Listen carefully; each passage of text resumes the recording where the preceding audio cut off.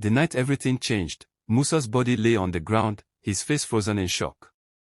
The generator beside him was still running, but the sparks had stopped. The smell of burnt plastic filled the air. People gathered around, whispering. No one dared to touch him.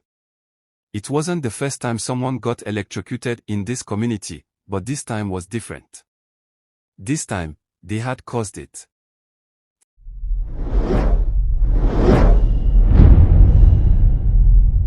Disclaimer. This story is fictional and is for the purpose of awareness.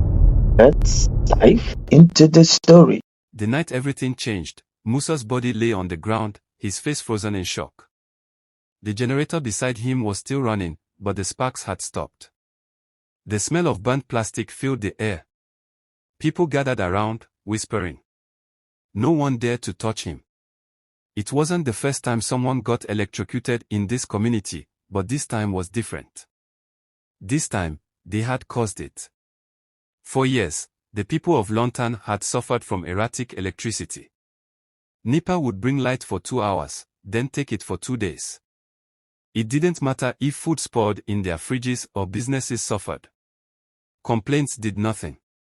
Officials collected bribes, made fake promises, and left them in darkness. One evening, during a community meeting, Baba Ali, the oldest man in the area, spoke. If we don't do something, our children will grow up thinking darkness is normal. That night, a plan was formed. They would take control of their electricity supply. A group of young electricians in the community came up with an idea. Instead of relying on NEPA, they would tap into the main power line and run their own cables directly to people's homes. No more waiting, no more suffering. The work began in secret. Late at night, they climbed poles, connected wires, and distributed electricity. Soon, the entire community had constant power. It was like a miracle. Fans blew all night, fridges worked, businesses ran smoothly. Nobody asked too many questions. Nobody wanted to know if it was legal. Then the problem started. First, the current was too high. Some appliances exploded. A tailor lost his sewing machines, a barber's clippers melted. But they adjusted. Then, NEPA officials came. Someone had tipped them off. They arrived with armed policemen, demanding to know who had tampered with the power lines. But the community stood together. We don't know anything, they said. The officials left, but they promised to return.